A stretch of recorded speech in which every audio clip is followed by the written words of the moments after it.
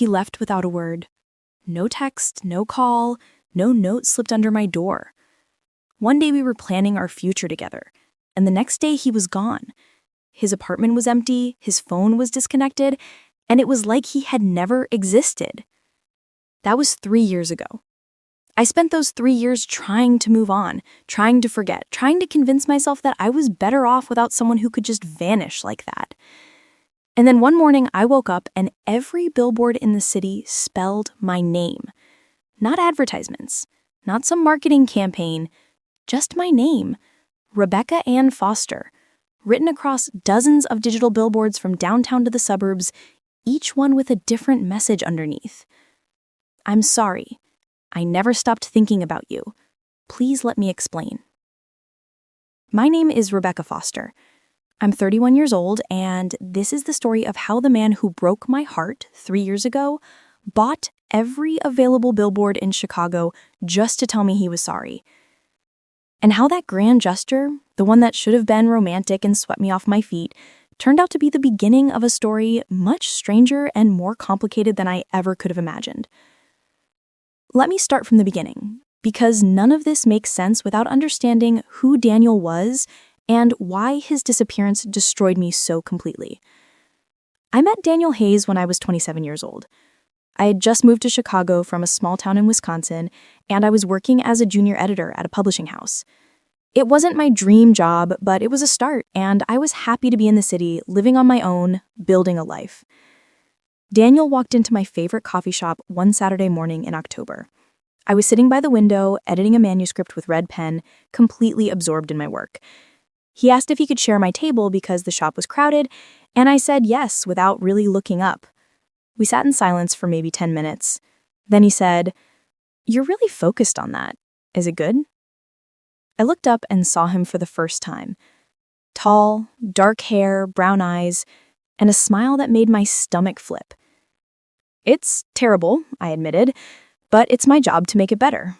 "What do you do?" he asked. "I'm an editor," I said. "What about you?" "I'm an architect," he said. "So I guess we both spend our time trying to fix things that other people built wrong." I laughed, and that was it. We talked for 3 hours. He told me he had moved to Chicago 5 years earlier from Boston, that he worked for a firm downtown, that he loved the city but missed the ocean. I told him about growing up in a town so small everyone knew everyone, about always wanting to leave, about finally having the courage to do it. When the coffee shop closed, he asked for my number. We went on our first date 3 days later. Dinner at a Thai restaurant, followed by a walk along the lake. He held my hand as we walked, and I remember thinking this was the beginning of something real. We dated for 2 years. 2 incredible, intense, complicated years. Daniel was unlike anyone I had ever been with. He was ambitious and creative and surprisingly romantic. He would leave notes in my apartment when he stayed over, little drawings or quotes from books I loved. He would surprise me with weekend trips to places I had never been.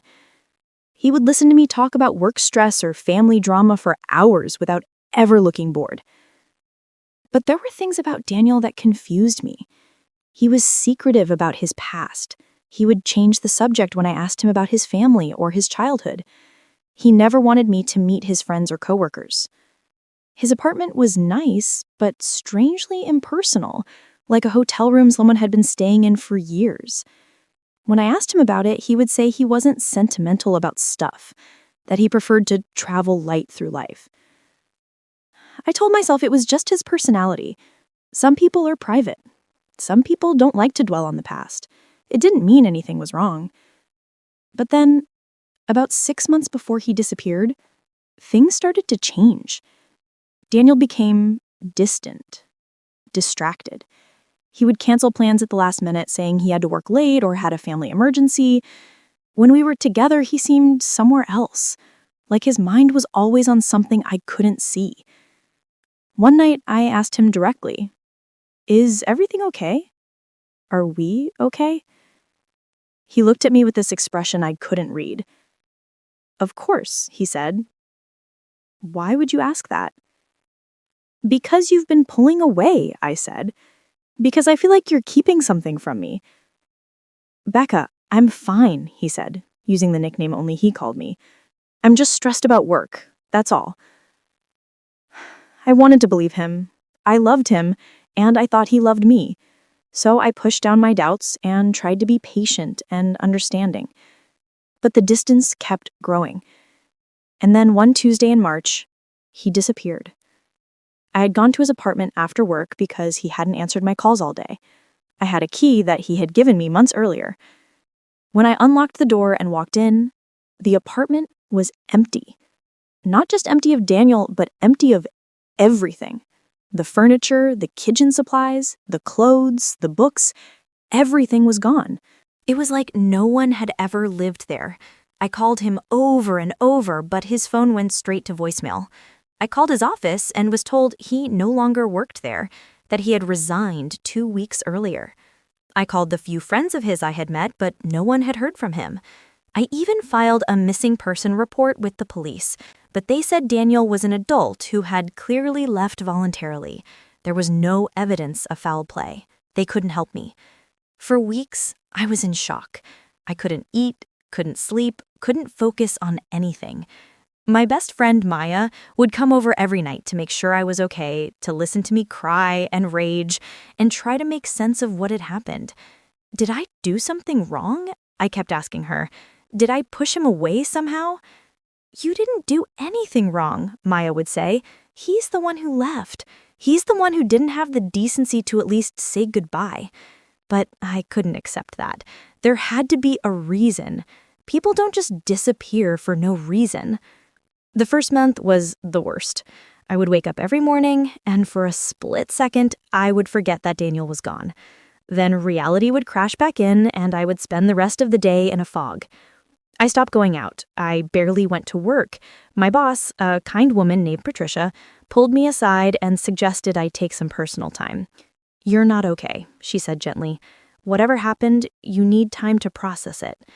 I took 2 weeks off. I spent most of that time in bed, alternating between crying and sleeping and staring at the ceiling. Maya brought me food that I barely touched. She sat with me in silence when I couldn't talk. She held me when I sobbed. She was the only reason I survived those first few weeks. But eventually, I had to face reality. Daniel was gone. He wasn't coming back. And I had to figure out how to live with that. I started seeing a therapist, Dr. Rebecca Chen. Yes, we had the same first name, which felt like some kind of cosmic joke. In our first session, I told her everything. About meeting Daniel, about our 2 years together, about him vanishing without a trace. Dr. Chen listened carefully, asked thoughtful questions, and at the end of the session, she said something that stuck with me. "You're grieving not just the loss of Daniel, but the loss of your future with him. You had plans, dreams, a vision of what your life was going to be, and all of that disappeared too." She was right. Daniel and I had talked about moving in together. We had started looking at apartments. We had discussed getting a dog, maybe even getting married someday. I had built an entire future in my mind, and now it was gone. Over the next few months, Dr. Chen helped me work through the stages of grief. Denial, anger, bargaining, depression, acceptance. I cycled through them all, sometimes multiple times in a single day. I was angry at Daniel for leaving. I was angry at myself for not seeing it coming.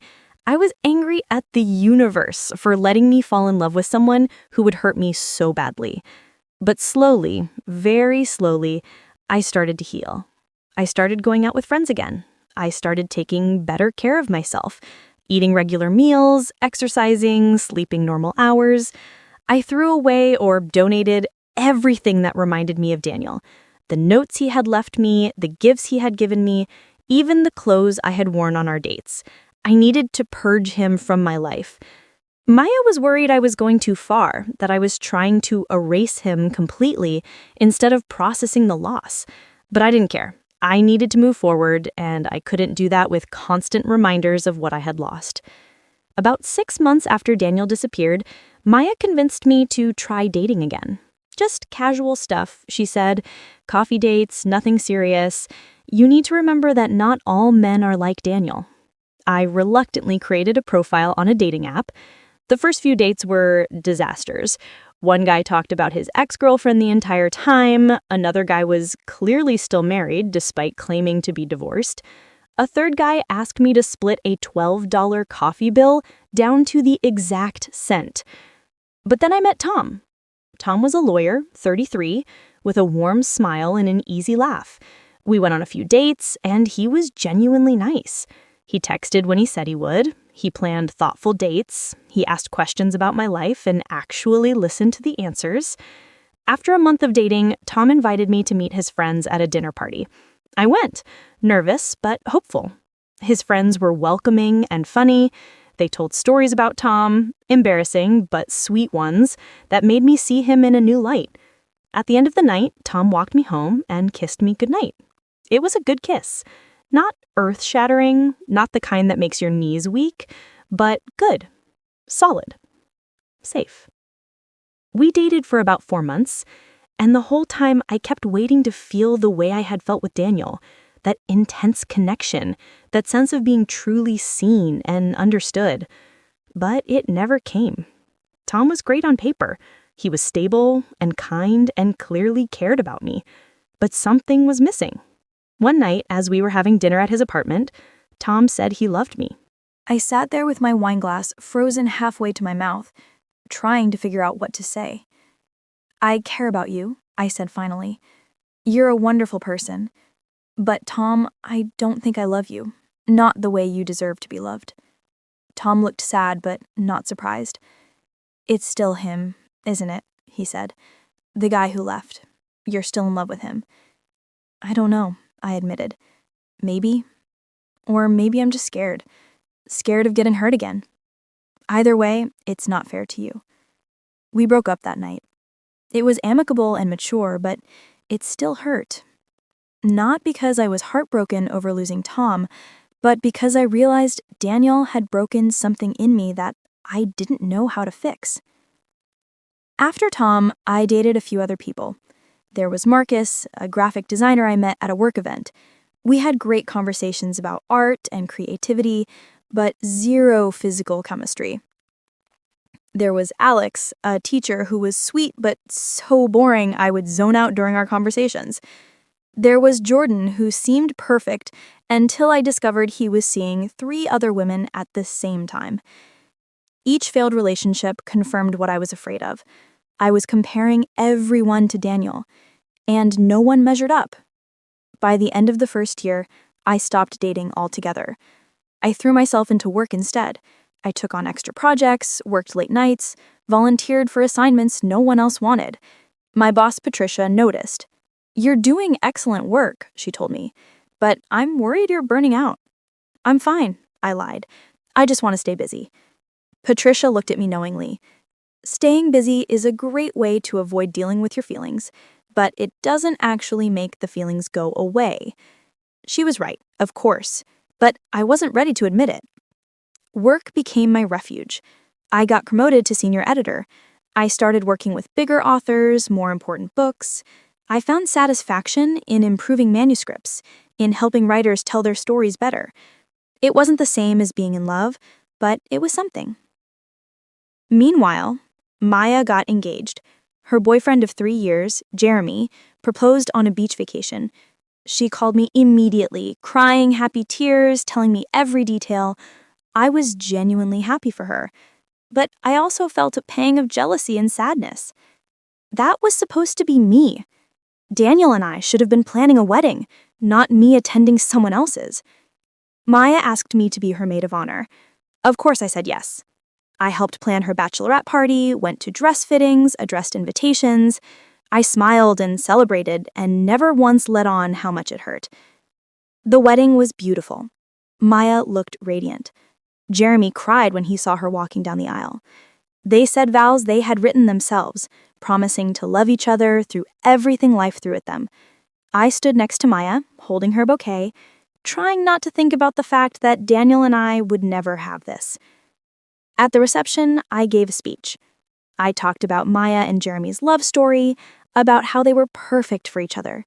I made everyone laugh with funny stories and cry with heartfelt sentiments, and then I went to the bathroom and had a panic attack.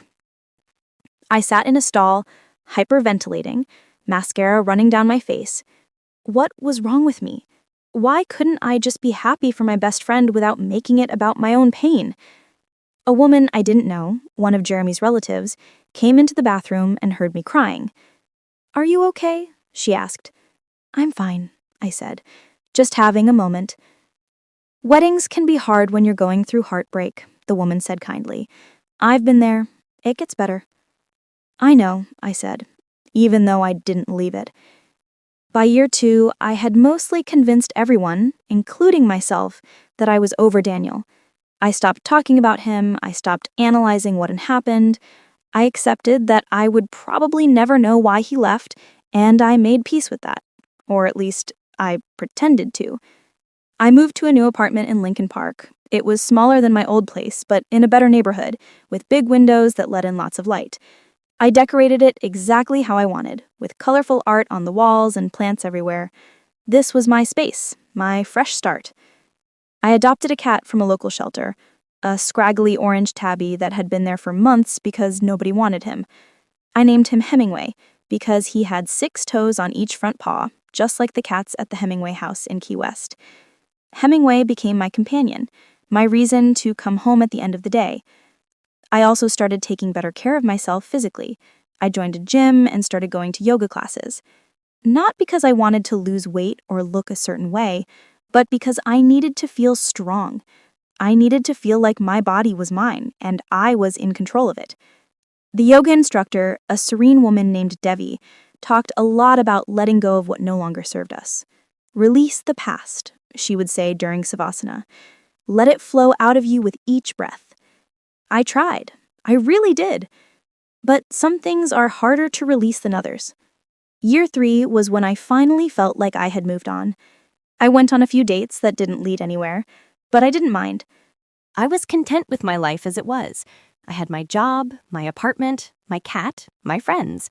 I didn't need a relationship to be complete. I started a book club with some women from work. We met once a month to discuss novels and drink wine. I took a painting class on weekends. I traveled to Portland to visit my parents, something I hadn't done in over a year. Life was good.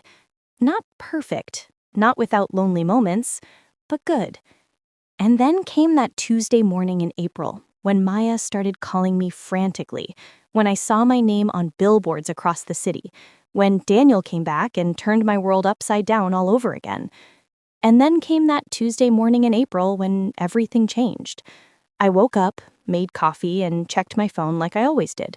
There were 47 missed calls from Maya, 23 text messages, and about a dozen notifications from friends I hadn't heard from in months. The texts all said variations of the same thing. "Are you seeing this? Rebecca, what is going on? Oh my God, have you looked outside?" I opened the blinds and looked out my window. From my apartment in Lincoln Park, I could see one of the big digital billboards near the highway, and on it, in huge white letters against a black background, was my name, Rebecca Ann Foster. Underneath, in smaller letters, it said, "I'm sorry." I stared at it for a long moment, my brain refusing to process what I was seeing. Then my phone rang. It was Maya. "Please tell me you're looking at a billboard right now," she said. "I'm looking at one," I said, "but I don't understand what this is." "Rebecca, it's not just one," Maya said. "It's all of them, every billboard in the city." I turned on the TV and switched to the local news, and there it was. The morning anchors were discussing the mysterious billboard takeover that had happened overnight.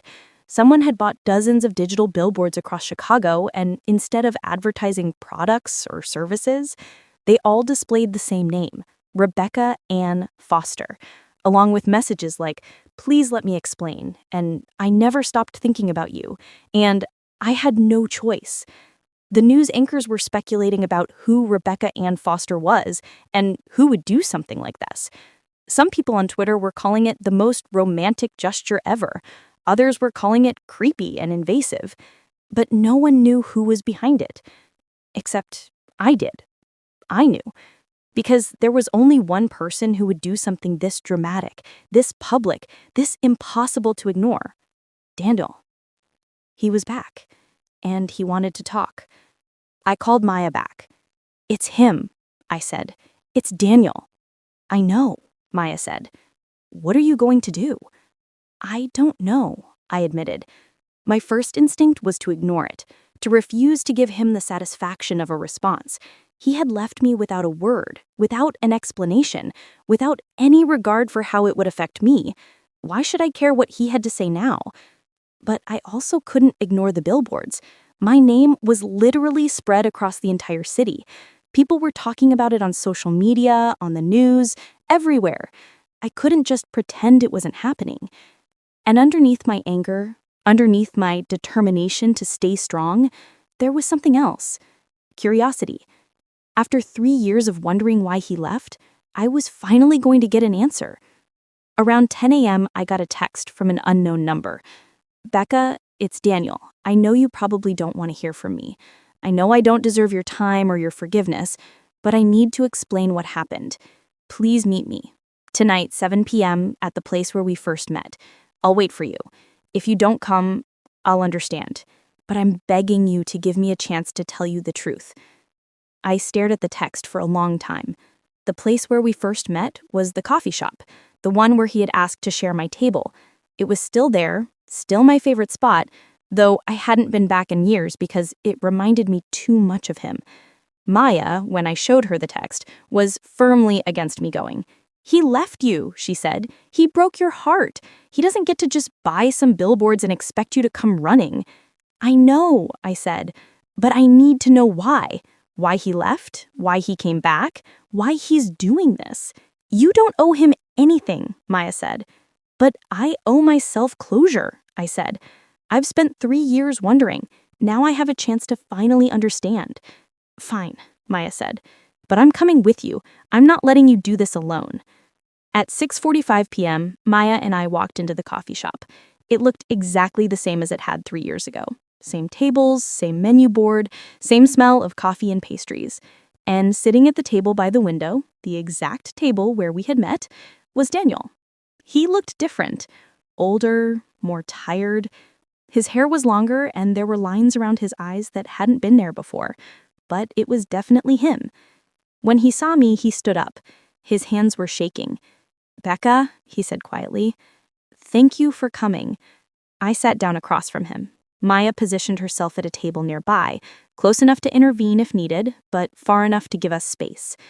"This better be good," I said, my voice cold, "because you've got about 10 minutes to explain why you think buying billboards gives you the right to my time." "I know I don't have the right," Daniel said. "I know I hurt you in the worst possible way, but I need you to understand that I didn't leave because I wanted to. I left because I had to." "That's not an explanation," I said. "That's an excuse." "Let me tell you the whole story," Daniel said. "And then, if you never want to see me again, I'll respect that.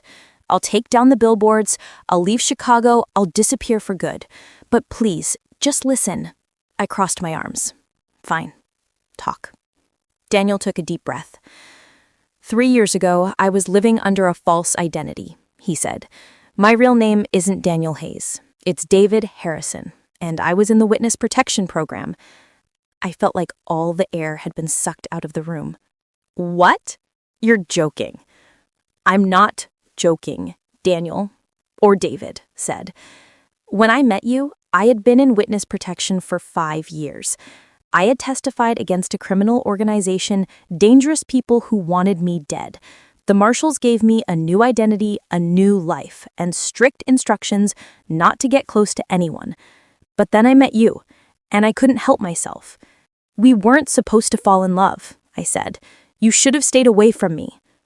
"I know," he said, "but I was lonely, and you were incredible, and I convinced myself I could have both, a normal life with you and the safety of my new identity. For 2 years, I thought I had gotten away with it. But then the people I testified against found out where I was. The marshals told me I had 48 hours to relocate. They said if I didn't leave immediately, you would be in danger. Anyone connected to me would become a target. So I left. I didn't want to. I tried to argue, to find another way. But they made it clear that if I stayed, if I contacted you, if I tried to explain, I would be putting your life at risk. The safest thing I could do for you was disappear." I stared at him, trying to process this information. It sounded insane, like something out of a movie. But it also explained so much. His secrecy, his reluctance to talk about his past, the way his apartment always felt temporary. "Why didn't you find a way to tell me?" I asked. "Why didn't you leave a note or send a message or something?" "Because any communication could have been traced," David said. "The people looking for me, they're sophisticated. They monitor phone records, emails, mail. If I had tried to contact you, they might have found you. So I had to make it look like I had just abandoned you, like I was a jerk who left without caring. It was the only way to keep you safe." "And now?" I asked. "Now you're here with my name on every billboard in Chicago. Doesn't that put me in danger?" "No," David said, "because 2 months ago, they arrested the last of the people who were looking for me. The organization is dismantled. The threat is gone. The marshals released me from the program. I'm free to live my life again, under my real name, and the first thing I wanted to do was find you and explain." "So you bought billboards?" I said. "That was your plan." "I tried other things first," David said. "I went to your old apartment, but you had moved. I went to your office, but security wouldn't let me up. I sent letters to every address I could find for you, but I don't think you ever got them. So I did the one thing I knew you couldn't ignore. I made it impossible for you to not know I was trying to reach you." I sat there, my mind racing. Part of me wanted to believe him. Part of me wanted to throw my arms around him and forgive him and pick up where we left off. But another part of me was furious. "Even if you had a good reason," I said slowly, "you still left me. You still made me think I meant nothing to you. You still let me spend 3 years thinking I had done something wrong, that I had driven you away." "I know," David said, "and I will never forgive myself for that. I know sorry isn't enough. I know an explanation doesn't erase the pain, but I needed you to know the truth. I needed you to know that I loved you then, and I never stopped loving you." I felt tears building behind my eyes. "You don't get to say that," I said. "You don't get to leave for 3 years and then come back and tell me you love me like that makes everything okay." "I'm not asking for everything to be okay," David said. "I'm just asking for a chance to prove that I'm telling the truth, a chance to show you that what we had was real, even if the circumstances were impossible." I stood up. "I need time to think about this," I said. "This is too much. You've turned my life upside down in less than 24 hours. I can't just process this in a coffee shop." "Take all the time you need," David said. "But Becca, please know that I'm not going anywhere this time. I'm here, I'm real, and I'm not leaving again unless you tell me to." I walked out of the coffee shop with Maya right behind me. As soon as we were outside, I started crying. "Oh, honey," Maya said, pulling me into a hug. I know this is a lot." "What do I do?" I asked. "Do I believe him? Do I give him a chance? Or do I tell him to leave me alone?" "I don't know," Maya said, "but I know you need more than a 10-minute conversation to figure that out." Over the next few days, the Billboard situation became a media circus. Local news picked it up, then national news. People were debating whether it was romantic or stalkerish. Journalists were trying to find me for interviews. My phone was ringing constantly with calls from numbers I didn't recognize. I took a few days off work and basically hid in my apartment. But during those days, I did a lot of thinking. I thought about the 2 years I had spent with Daniel, or David, or whatever I was supposed to call him now. I thought about how happy I had been, how real our connection had felt. I thought about the 3 years I had spent trying to move on, never quite succeeding. And I thought about what it would mean to give him another chance. Could I trust him again? Could I forgive him for leaving? Could I build a relationship with someone whose entire identity had been a lie? I didn't have answers to any of these questions. But I realized I couldn't move forward without more information. So on the 5th day after the billboards appeared, I texted David. "I need to know everything, not just the summary version, the whole story. Where you came from, what you testified about, what your life was like before. If you want a chance, you need to be completely honest with me." He responded immediately. "Anything you want to know, I'll tell you. When and where?" "My apartment," I said. "Tomorrow night. Come alone." He showed up at exactly 7 p.m. with a folder full of documents, newspaper articles, court records, official paperwork from the U.S. Marshals. He spread them out on my coffee table and started from the beginning. "My real name is David Michael Harrison," he said. "I grew up in Boston. My father ran a construction company, and when I was 25, I started working for him. What I didn't know was that my father was involved with organized crime. His construction company was being used to launder money for a criminal organization. When I found out, I went to the FBI. I became an informant. For 2 years, I wore a wire and collected evidence. And when they finally made arrests, I testified in court." "Your father was arrested because of you?" I asked.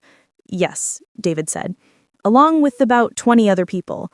My testimony put a lot of dangerous people in prison, but it also made me a target.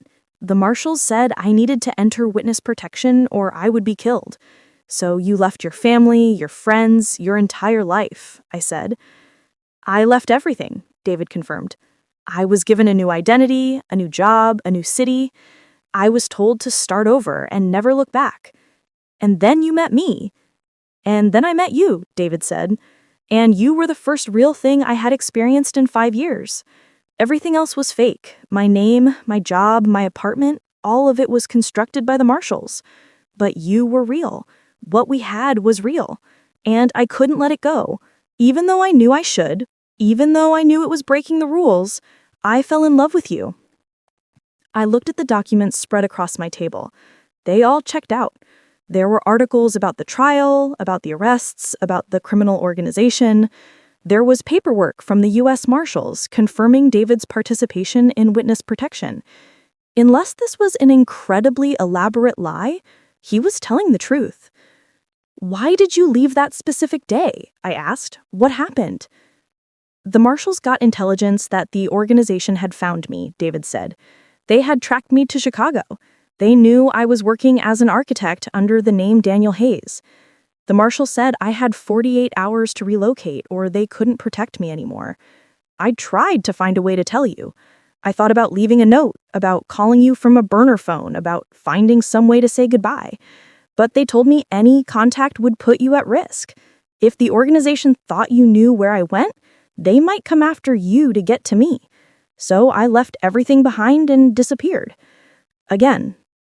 "Where did you go?" I asked. "Texas," David said. "Small town outside Austin. Different identity, different job. And for 3 years I waited. I checked the news constantly, monitoring the case. Slowly, one by one, they arrested the people who were looking for me. And 2 months ago, they got the last one. The threat was over. The marshals told me I was free. I could go back to my real name, my real life. And the first thing I did was get on a plane to Chicago." I spent the next several hours asking him questions about his childhood, about his family, about what it was like living in witness protection. He answered everything, honestly, or at least he seemed to. By the time he left, it was past midnight. I felt emotionally exhausted, but also strangely lighter. For 3 years, I had carried the weight of not knowing. Now I knew, but knowing wasn't the same as forgiving. Over the next few weeks, David and I started seeing each other again.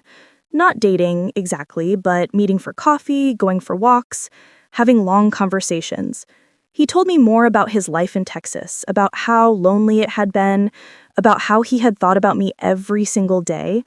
I asked him what his days had been like, what it felt like to live under yet another false identity after already spending 5 years as Daniel Hayes. "It was like being a ghost," David said. "I worked as an accountant in a small firm. I lived in a bland apartment complex. I had no friends because I couldn't risk getting close to anyone. Every day I would wake up and go through the motions of being this person who wasn't me. And every night I would lie in bed and think about you." "Did you date anyone?" I asked. The question felt dangerous, but I needed to know. "No," David said. "I couldn't. The marshals advised against it anyway, said it was too risky." But even if they hadn't, I wouldn't have. It would have felt like cheating on you, even though you didn't know where I was or if I was even alive. I told him about my life in those 3 years, about the therapy and the failed relationships and Maya's wedding. I told him about Hemingway the cat and my new apartment and the yoga classes. I told him about the nights I had cried myself to sleep and the mornings I had woken up determined to move on. We were basically trading war stories, comparing our different types of loneliness. It was strange and awkward and painful. We were strangers who had once known each other intimately. We had to rebuild everything from scratch. Maya remained skeptical. Every time I told her I was meeting David for coffee or a walk, she would give me this look. "What?" I would ask. "I'm just being careful." "I'm not saying don't see him," Maya would say. "I'm just saying don't forget what he did to you. Don't let the grand gesture erase 3 years of pain." "I won't," I promised. "But I need to see if there's still something here worth saving." One evening, about a month after the billboards appeared, David suggested we try couples therapy.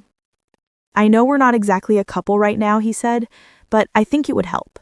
A neutral third party who can help us navigate all of this." I agreed. We found a therapist who specialized in relationship trauma, Dr. Michael Torres. He was in his 50s, with kind eyes and a calm demeanor. In our first session, he asked us each to describe what we wanted from these sessions. "I want to understand if it's possible to rebuild trust after it's been broken so completely," I said. "I want to know if we can move past what happened, or if the damage is too deep." David said, "I want Rebecca to feel safe with me again. I want to prove that I'm not going anywhere. I want us to have a real chance, built on honesty instead of secrets." Dr. Torres nodded. "Those are good goals. But I want both of you to understand that rebuilding trust takes time. It's not something that happens in a few weeks or even a few months. It's a process, and it requires both of you to be fully committed." Over the next several weeks, we met with Dr. Torres twice a week. He taught us communication techniques, ways to express our needs and fears without attacking each other. He helped us understand each other's perspectives. In one session, Dr. Torres asked David to describe what it felt like to leave me. "It was the hardest thing I've ever done," David said. "I kept thinking about Rebecca waking up, trying to call me, going to my apartment and finding it empty. I knew exactly how much I was hurting her, and I had to do it anyway." "Why?" Dr. Torres asked. "Why did you have to hurt her? Couldn't you have found some way to say goodbye?" "I thought about it constantly," David said. "I drafted letters I could never send. I imagined phone calls I could never make. But the marshals were clear. Any contact could be traced. If the people looking for me thought Rebecca knew where I was going, they might hurt her to get that information. The only way to keep her completely safe was to make sure she had nothing to tell them." He turned to me. "I'm not asking you to think that makes it okay. But I need you to understand that I didn't leave because I didn't love you. I left because I did." Dr. Torres turned to me. "Rebecca, how does it feel to hear that?" "It makes sense logically," I said. "But emotionally, it still feels like abandonment. It still feels like he chose his safety over our relationship." "He chose both," Dr. Torres said. "He chose to keep you safe, which meant leaving you. Those two things were inseparable. But Rebecca, you're allowed to still feel hurt. Understanding his reasons doesn't obligate you to forgive him." "I know," I said. "But I want to forgive him. I'm just not sure how." "Forgiveness is a process too," Dr. Torres said. "It's not a switch you flip. It's something you work towards, day by day." In another session, Dr. Torres asked me to talk about what I needed from David to feel safe again. "I need consistency," I said. "I need you to do what you say you're going to do, show up when you say you will, be where you say you'll be. I need proof over time that you're not going to disappear again." "What else?" Dr. Torres prompted. "I need complete honesty," I said, "about everything. Your past, your present, your feelings. I need to know that you're not hiding things from me, even if you think it's for my own good." David nodded. I can do that. I want to do that. But Rebecca, I need things from you too. Like what? I asked. I need you to give me a real chance, David said. I need you to stop waiting for me to disappear. I know I have to earn your trust back, but I can't do that if you're convinced I'm going to fail. That's hard, I admitted, because I am convinced you're going to fail. I'm terrified that I'm going to let myself fall for you again and you're going to leave. Then we need to work on that fear, Dr. Torres said, because relationships can't survive if one person is always waiting for the other person to leave. David started doing small things to prove his commitment. He would text me in the morning and at night just to check in. He would send me his schedule for the week so I knew where he would be and when. He introduced me to his colleagues at the architectural firm where he had gotten a new job. He gave me keys to his apartment and the passwords to his phone and computer. Look, he said, no secrets. I have nothing to hide from you. But even with all of that, I struggled. One night, David was supposed to meet me for dinner at 7 p.m. At 7:15, he still wasn't there. I tried calling, but his phone went straight to voicemail. By 7:30, I was having a full panic attack. He's gone. He left again. I knew this would happen. I was about to leave the restaurant when David rushed in looking flustered and apologetic. I'm so sorry, he said. My phone died and I got stuck in traffic and I couldn't find a place to charge it. I was trying to get here as fast as I could. I just stared at him. You're here. You didn't leave. Of course I didn't leave, David said. Becca, I was just late. It happens. It's not the same as disappearing. But in that moment, I realized how damaged I really was, how deep the wound went. A dead phone and traffic had sent me into a spiral of panic and abandonment. That's when I knew we needed more than couples therapy. I needed individual therapy too, specifically to deal with the trauma of Daniel's disappearance. I started seeing Dr. Chen again, the therapist I had seen in the first year after Daniel left. I told her everything that had happened about the billboards and David's return and my attempts to trust him again. You're experiencing symptoms of PTSD, Dr. Chen told me. The original abandonment was traumatic. Your brain is now hypervigilant, always looking for signs that it's going to happen again. That's why David being 15 minutes late sent you into a panic attack. Your brain interpreted it as the beginning of another abandonment. Can it be fixed? I asked. Can I learn to trust him again? It's possible, Dr. Chen said, but it requires work. You need to retrain your brain. Teach it that David being late doesn't mean David is leaving. You need to practice tolerating uncertainty and anxiety without jumping to worst-case scenarios. Over the next few months, I worked hard in therapy. I learned grounding techniques for when I felt panic rising. I practiced challenging my catastrophic thoughts. When David was late or didn't answer his phone immediately, I would tell myself, there are many reasons this could be happening. Him leaving me is just one possibility and probably not the most likely one. Slowly, it started to help. 2 months after David came back, he asked me on a proper date. Not coffee or a walk, but an actual date. Dinner, a movie, the whole thing. I want to take you somewhere special, he said. Somewhere that means something to us.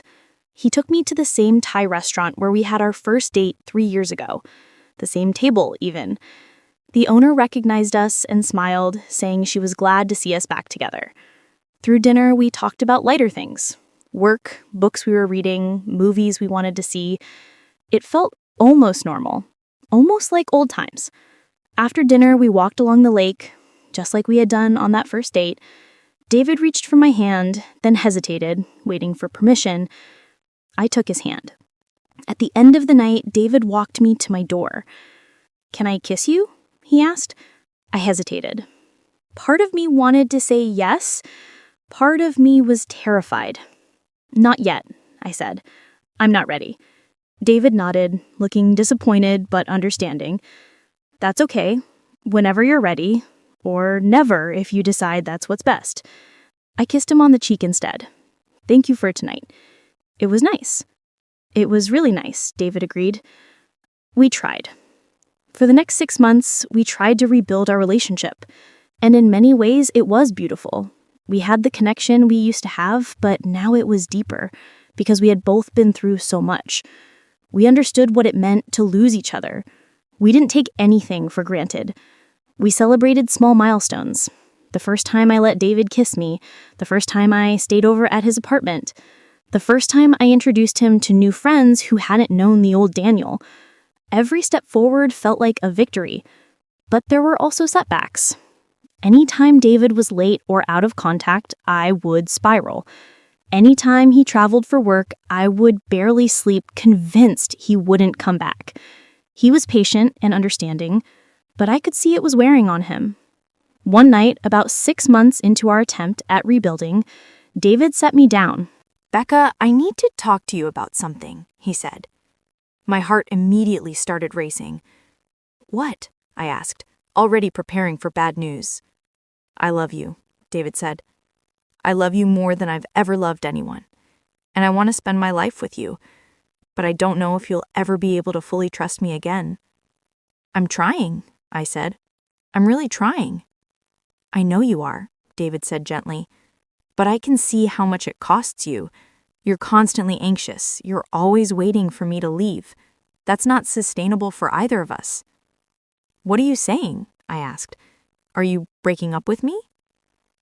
I'm saying maybe we both need to accept that some damage can't be repaired, David said. Maybe what we had before was perfect, but we can't get it back. Not because we don't love each other, but because too much has happened. We sat there on his couch, both of us crying, because we both knew he was right. But we didn't break up that night. Instead, we decided to take a break, a month apart to think about what we really wanted, without the pressure of trying to make it work. That month was one of the hardest of my life. Harder in some ways than when Daniel first disappeared, because back then I didn't have a choice. This time, I was choosing. I was choosing to step away from someone I loved because I knew it was the healthiest thing for both of us. I spent a lot of time thinking about what love really means. I had always thought love was about grand gestures and intense feelings, about billboards with your name on them and romantic surprises. But I was starting to understand that real love was quieter than that. Real love was about showing up consistently, day after day. It was about making someone feel safe, not just excited. It was about building a foundation that could weather storms, not just burning bright and hot. David and I had the burning bright part down. We had always had chemistry, passion, that electric feeling of being seen by someone who truly understood you. But we had never had the foundation. Even before he disappeared, our relationship had been built on secrets and half-truths. And now, even with complete honesty, we couldn't seem to build something stable. During that month apart, I also thought a lot about myself, about the person I had been when I met Daniel and the person I was now. The old Rebecca had been somewhat naive, a small-town girl who had just moved to the big city and was eager to fall in love. She had believed in fairy tales and happy endings. She had trusted easily. The new Rebecca was harder, more guarded, more skeptical. She had been abandoned and had survived it. She had built a life from scratch and learned to be happy alone. She didn't need someone to complete her because she was already complete. And maybe that was the real problem. Maybe I didn't need David anymore in the way I once had. Maybe I had grown past the point where our relationship made sense. 3 months after our break started, I called David. We met at the coffee shop where all of this had begun, where he had first asked to share my table, and where years later he had first explained about witness protection. It felt like the right place to close this chapter. I've been thinking, I said, and I think I know what I need to say. David looked nervous, but also resigned, like he already knew what was coming. I'll always love you, I said. What we had was real and important and changed my life. But I don't think we're supposed to be together. At least not right now. Maybe not ever. I understand, David said quietly. Can I ask why? Because I spent 3 years learning to live without you, I said. I built a life that I'm proud of. I became someone stronger and more independent than I ever was when we were together. And I'm afraid that if we try to make this work, I'll lose that. I'll go back to being the person who was devastated when you left instead of the person who survived it. David nodded slowly. I get it, he said. And I'm sorry. I'm sorry for all of it. For leaving, for coming back, for thinking billboards could fix something that was broken in a way that maybe can't be fixed. Don't apologize for the billboards, I said with a small smile. They were ridiculous and over the top and actually kind of perfect. They gave me closure. They gave me answers. They gave me the chance to forgive you even if I can't be with you. So you forgive me? David asked. I forgive you, I said. I understand why you left. I believe you did it to protect me. But forgiveness doesn't mean we get to go back to how things were. It just means I'm letting go of the anger. We talked for another hour about good memories, about what we had meant to each other, about hoping we would both find happiness.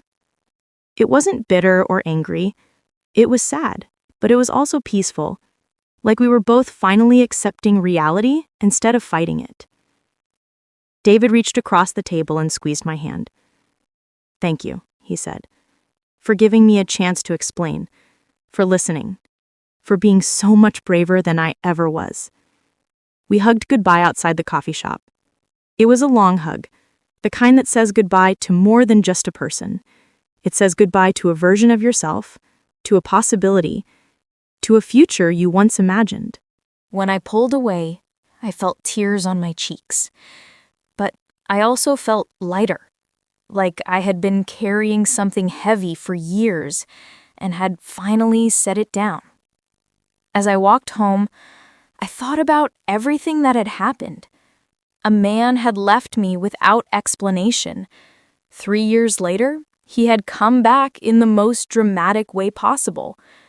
We had tried to rebuild what we had lost, and ultimately, we had both realized that some things can't be rebuilt. They can only be remembered. But here's what I learned from all of it. Love is complicated. Sometimes people hurt you for reasons that have nothing to do with you. Sometimes the grand romantic gesture isn't enough. Sometimes forgiveness and moving on are not the same thing. And sometimes the strongest thing you can do is walk away from something that used to make you happy because you know it's not what you need anymore. The days following my final conversation with David were strange. I felt grief again, but it was different this time. Cleaner, somehow. I wasn't grieving the loss of something I didn't understand. I was grieving the conscious choice to let go of someone I loved because it was the right thing to do. Maya was supportive. "I'm proud of you," she said when I told her what had happened. That took real strength. "I don't feel strong," I admitted. "I feel sad." "You can be both," Maya said. "Strong and sad. Brave and heartbroken. That's what being human is." I went back to Dr. Chen for a few sessions to process the ending of my relationship with David. She asked me how I felt about my decision. "At peace," I said. "It was the right choice. But that doesn't make it painless." "Do you have any regrets?" Dr. Chen asked. I thought about it carefully. "No," I said. "I don't regret trying to give him another chance. I don't regret the time we spent trying to rebuild. Because now I know. I know I gave it my best shot. I know I was brave enough to be vulnerable again. And I know that walking away wasn't about fear or bitterness. It was about self-preservation and growth." "That's very mature," Dr. Chen said. "A lot of people in your situation would have either refused to give him a chance at all or stayed in a relationship that wasn't working out of fear of being alone. You did neither. You were open to the possibility while also being honest about your needs. 6 months have passed since that final conversation at the coffee shop. I've heard through mutual acquaintances that David left Chicago again, not running this time, just moving on. He got a job offer in Seattle, a good opportunity at a firm that does the kind of architecture he's passionate about. I hope he finds happiness there. I really do. As for me, I'm still in Chicago, still working in publishing, though I got another promotion and now I'm managing a team of editors. Still living in my apartment in Lincoln Park with Hemingway, who has gotten very fat and very lazy in his old age. Still meeting Maya for brunch and going to book club and taking yoga classes with Devi. But something has shifted in me. I'm more open now, more willing to take risks, not with my heart necessarily, but with my life in general. I applied for and got accepted into an MFA program for creative writing. I've always wanted to write, not just edit other people's work, and I'm finally doing it. I started dating again, casually, nothing serious yet, but I'm not opposed to the idea of falling in love again. I know now that I can survive heartbreak. I know I'm strong enough to love someone and lose them and still be okay. That knowledge makes me braver than I used to be. Last week, I was having coffee with Maya when she asked me something that surprised me. Do you ever regret not trying harder with David? Do you ever wonder what if? I thought about it. Sometimes, I admitted, but not in a painful way, more in a wistful way, like I'm thinking about something beautiful that happened a long time ago. But ultimately, no, I don't regret my decision. Because staying with him would have required me to make myself smaller, to ignore my needs, to pretend I wasn't afraid when I was terrified. And I'm done making myself smaller for anyone. Good, Maya said, because you're pretty amazing at your actual size. I smiled. Thanks for sticking with me through all of this. You were there when he left, you were there when he came back, and you're here now. That means everything. That's what best friends do, Maya said. We show up, even when it's hard, especially when it's hard. I think about the Billboard sometimes, about driving through the city and seeing my name in huge letters over and over. Impossible to miss. It was such an audacious gesture, so public and dramatic and impossible to ignore. In a way, it was the perfect summary of David. Everything about him was intense and dramatic. Even his apology had to be the biggest apology possible. But I'm realizing that I don't need drama. I don't need grand gestures or intense passion or love that burns so hot it consumes everything.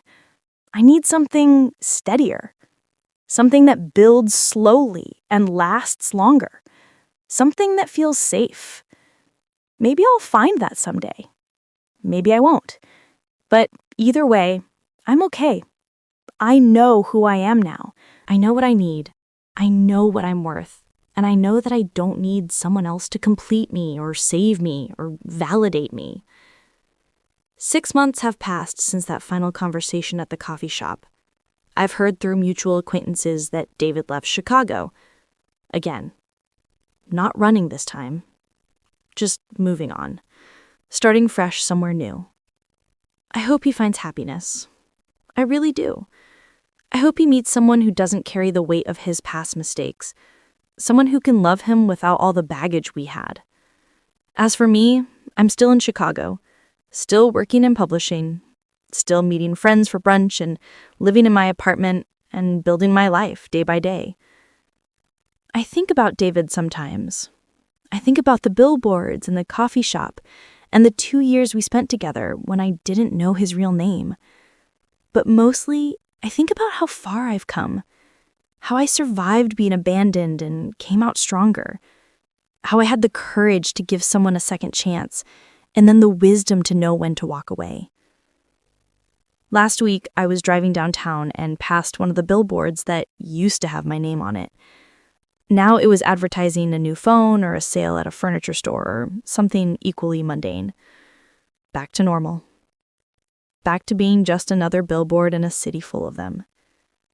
But for one brief, bizarre moment, 3 years after my heart was broken, every billboard in Chicago spelled Rebecca Ann Foster. And that's a story I'll never forget. Not because it was romantic or because it fixed everything, but because it taught me that I didn't need to be saved or won back or chosen by someone else. I just needed to choose myself. And that's exactly what I did. A year has passed since I last saw David at that coffee shop. A full year of living my life without him in it, this time by choice rather than by his abandonment. It's been a year of growth and change and slowly learning to open my heart again. The MFA program I enrolled in has been transformative. I take classes 2 evenings a week and spend my weekends writing. I'm working on a novel, loosely based on my own experience, though fictionalized enough that no one would recognize it as my story. My professor, a published author named Patricia Morales, read my first 3 chapters and said I had real talent. Coming from her, that meant everything. Writing has become my therapy in a way that actual therapy never quite was. When I write, I can explore my feelings without judgment. I can reshape my experiences, give myself the endings I never got in real life, process trauma through fiction. I've also made new friends through the program, other writers who understand the compulsion to turn life into stories, who get why I need to write about heartbreak and abandonment and choosing yourself. We meet every Sunday at a coffee shop. Not the one where I met David, but a new place in a different neighborhood. We write together in comfortable silence, occasionally reading passages aloud and offering feedback. One of my classmates, a guy named Marcus, who's writing a sci-fi novel, asked me out for coffee a few months ago. Just the 2 of us, clearly a date. I said yes, surprising myself. We went to a bookstore cafe and talked for 3 hours about our favorite authors, our writing processes, our dreams of getting published. At the end of the night, he walked me home and asked if he could see me again. I said yes to that too. Marcus and I have been dating for 2 months now. It's slow and careful and nothing like the intensity I had with David. There are no fireworks, no feeling of being swept off my feet. Instead, there's steadiness, consistency, ease. Marcus texts when he says he will. He shows up on time. He talks openly about his feelings and his past. There are no mysteries, no secrets, no red flags I'm ignoring. At first, the lack of intensity worried me. Shouldn't I feel more? Shouldn't there be more excitement? But then I realized that maybe that's exactly what I need. Maybe healthy love isn't supposed to feel like a roller coaster. Maybe it's supposed to feel like coming home. I told Maya about Marcus after our 3rd date. She met us for brunch one Sunday and spent the whole meal asking him questions, clearly vetting him on my behalf. After he left, she turned to me. "He's nice," she said. "Really nice. Kinda boring, but in a good way." "That's what I thought too," I said. "Is that bad?" "Is boring bad?" "Boring is great," Maya said. "Boring is reliable. Boring won't spell your name across billboards because they'll never disappear in the first place." "Fair point," I said. "But Maya, what if I'm not ready? What if I'm still too damaged from David?" "Then you'll figure it out," Maya said.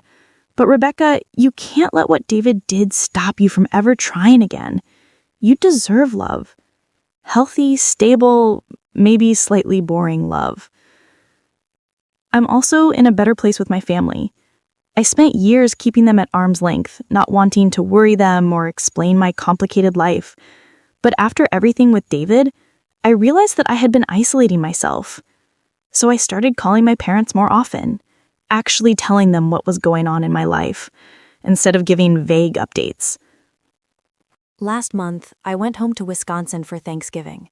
It was the first time I had been back in almost 2 years. My parents had aged, gotten grayer and more fragile looking. It reminded me that time is finite, that the people we love won't be here forever. We sat around the dinner table, my parents and my younger brother Tom and his wife and their 2 kids.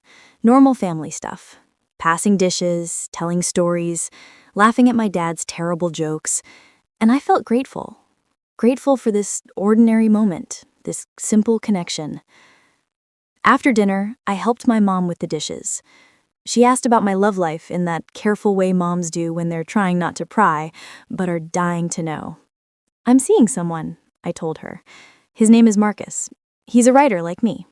It's new, but it's good." "I'm happy you're giving someone a chance," Mom said. "After that man who left, I worried you'd close yourself off forever." "I almost did," I admitted. "But I'm learning that you can protect yourself without shutting everyone out. It's a balance." Mom put down the dish she was washing and turned to look at me. "I'm proud of you, Rebecca. You went through something terrible and you came out stronger. That's not easy." "Thank you," I said, feeling tears prick my eyes. "That means a lot." In my writing class, we recently had an assignment to write about a moment that changed our lives. I wrote about the billboards, about waking up to find my name spread across the city, about the strange mix of anger and curiosity and hope I felt, about reconnecting with David and ultimately choosing to walk away. When I read it aloud in class, the room was silent. Then everyone started talking at once, asking questions, wanting to know more details. One classmate, a woman named Jennifer, who writes poetry, said my story reminded her of a quote from Cheryl Strayed. She pulled out her phone and read it aloud. "The useless days will add up to something. The shitty waitressing jobs, the hours writing in your journal, the long meandering walks, the hours reading poetry and story collections and novels and dead people's diaries, and wondering about sex and God and whether you should shave under your arms or not. These things are your becoming." That's exactly what I was writing about, I realized. The becoming. The 3 years I spent without David weren't wasted time. They were the time I needed to become someone who could survive his leaving. And the months I spent trying to rebuild with him weren't a mistake. They were the time I needed to realize that I had already rebuilt myself without him. I've been thinking a lot about what it means to have someone's name on billboards. In a literal sense, David bought advertising space and filled it with my name. But in a metaphorical sense, he was trying to make me impossible to ignore. He was trying to force his way back into my life because he knew I wouldn't respond to anything subtler. And it worked. I did respond. I did give him a chance. But what David didn't understand was that by the time he came back, I didn't need to be impossible to ignore. I had spent 3 years learning to be visible to myself, learning that my own attention, my own respect, my own love for myself was more important than anyone else's. So when he put my name in lights across the entire city, I wasn't flattered or swept off my feet. I was just reminded that grand gestures are often more about the person making them than the person receiving them. David needed to do something huge because he felt huge guilt. He needed everyone to see his apology because he needed to prove, to himself and to the world, that he had tried. But what I needed was much simpler. I needed consistent presence. I needed reliability. I needed someone who wouldn't leave in the first place. Sometimes I wonder what would have happened if David had never left, if the criminals had never found him, if he had never entered witness protection, if we had just continued our normal relationship. Would we still be together? Would we have gotten married, had kids, built a life? Or would we have eventually fallen apart for other reasons? I'll never know, and I've made peace with that. What I do know is that the person I am now, forged by his absence and by my own survival, is someone I'm proud of. I'm stronger than I was, more independent, more sure of what I need and what I won't accept. I know how to be alone without being lonely. I know how to love someone without losing myself. I know when to hold on and when to let go. These are lessons I learned the hard way, and I wouldn't wish that pain on anyone. But I also wouldn't trade who I've become. Last week, something interesting happened. I was at a writing conference downtown, sitting in on a panel about memoir writing.